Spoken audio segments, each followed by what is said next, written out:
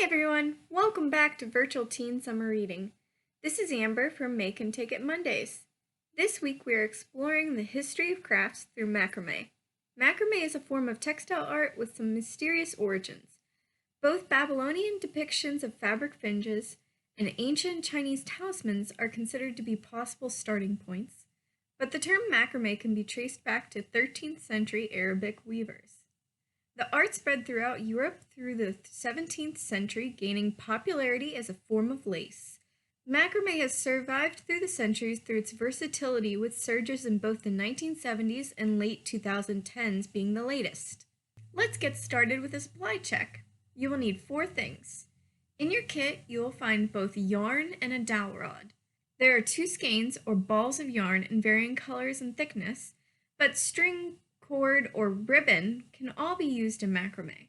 After confirming your kit supplies, you will also need to gather a ruler and scissors.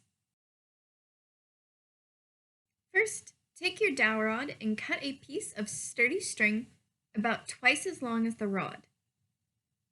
This will be the string that you use to hang your finished tapestry on the wall. To tie the string to the rod, we will tie 2 timber hitches. Wrap the string around the main line, like a regular knot, before wrapping the rod line repeatedly.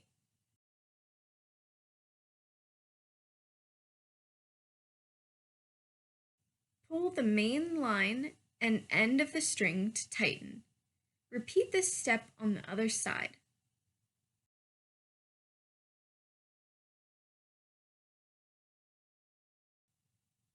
If the tails of string bother you, you can cut them off, leaving a little less than a ½ inch of string.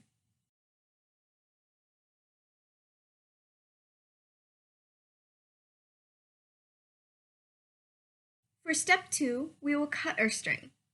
Now, here's the scary part for me. Math. I'm not the best in this category. We're going to cut the string to be about 3 feet long, but the question that remains is, how many strings do we need for our triangular pattern? Well, we need an even number of strings that divide into an odd number. For example, we can have 14 strings that make 7 knots, or 18 strings that make 9 knots. Let's keep things simple by measuring out 14 strings. That means that one macrame piece is essentially 42 feet of yarn. You can use a variety of colors or just stick to one type if you'd like to make it easy.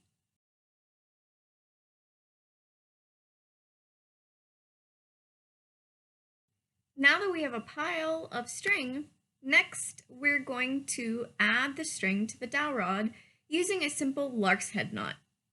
Fold the string in half. With one hand, hold the ends of the string. Wrap the looped end around the dowel rod. Place your thumb and pointer finger through the looped end and pull the string through. If your string isn't perfectly even at the end, don't fret, since we can fix this easily later. Tie all 14 strings this way using the lark's head knot.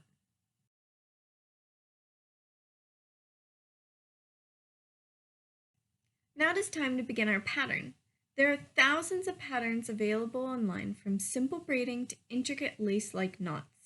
But we will start with a somewhat simple box knot weave, or as I like to call it, the double pretzel. A box knot requires 4 strands, thus wrapping the outer 2 strands over and under the inner 2 strands, similar to making pretzels. But it requires them to be done twice, and one is reversed. Yeah, I know, I'm not an expert in teaching knots. To help you along, I will show you a picture of the knot multiple times while demonstrating both slowly and quickly how to perform these knots. If you need more help or can't figure out the knot from the picture and demonstration, please feel free to look up Box Knot Animated for a helpful guide.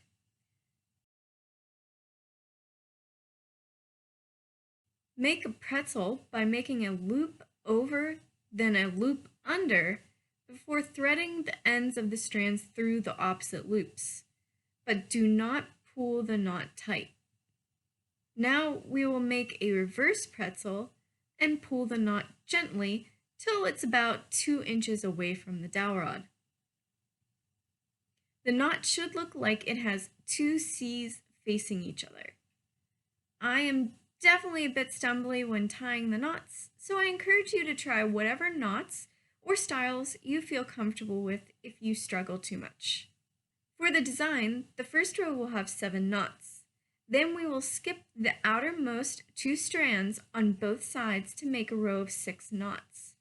This pattern will repeat, giving us 7, 6, 5, 4, 3, 2, 1.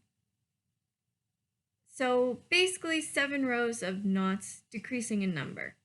Eventually you will produce something like this, with 7 spaced out rows.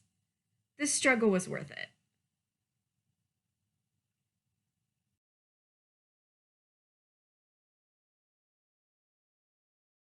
This step is completely optional, but we'll finish our piece of it. In this step, you can add some extra knots. I did a little braid in the center, tie on a bead or 50, or just trim the fringe of the tapestry to make a more exact triangle.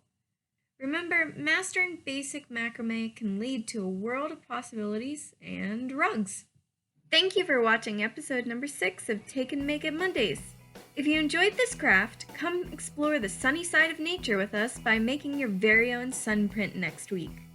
This has been Amber, and I miss you all. Bye!